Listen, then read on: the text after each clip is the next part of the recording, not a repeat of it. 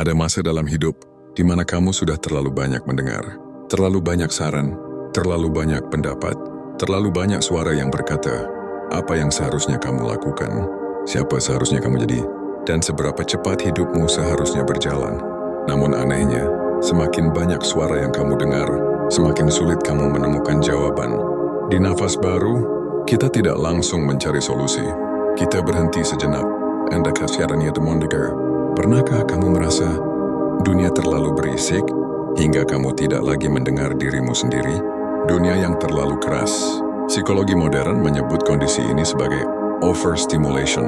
Otak manusia hari ini menerima lebih banyak informasi dalam satu hari dibandingkan manusia ratusan tahun lalu. Dalam satu bulan, notifikasi, berita, opini, perbandingan, semua berbicara bersamaan, tidak ada jeda. Dan tanpa kamu sadari, pikiranmu menjadi lelah bukan karena masalahnya terlalu berat, tapi karena terlalu banyak suara yang ingin memberi jawaban atas hidupmu. Di titik ini, kita sering salah paham. Kita mengira kita butuh lebih banyak jawaban, padahal yang kita butuhkan adalah lebih sedikit kebisingan. Nafas baru mengajakmu menyadari satu hal penting. Tidak semua jawaban datang dengan suara keras. Diam sering dianggap sebagai kelemahan, sebagai tanda menyerah, sebagai tanda tidak tahu arah.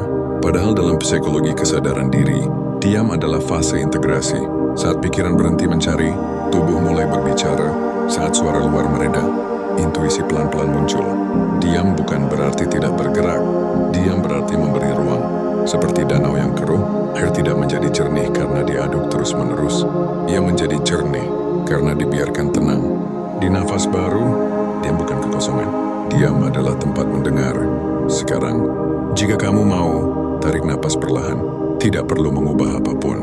Tidak perlu memperbaiki apapun. Hanya sadar bahwa kamu sedang bernapas.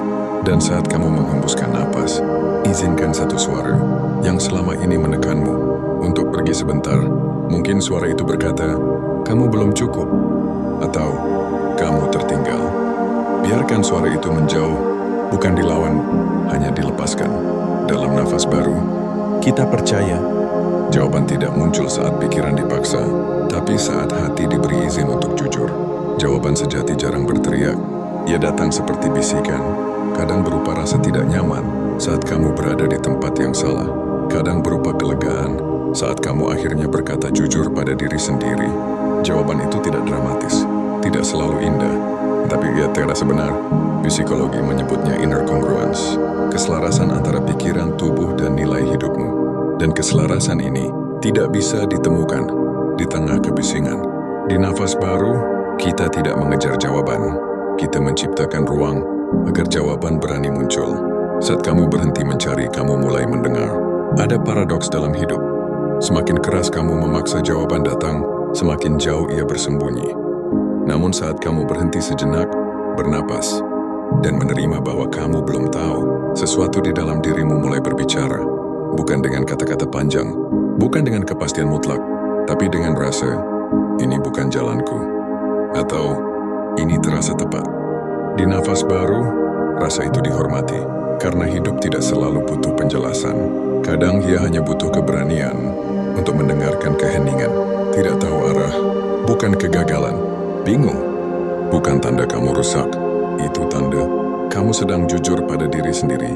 Banyak orang terlihat yakin, padahal hanya pandai menyembunyikan kebingungan. Dan banyak orang yang tampak diam, padahal sedang membangun pemahaman terdalam.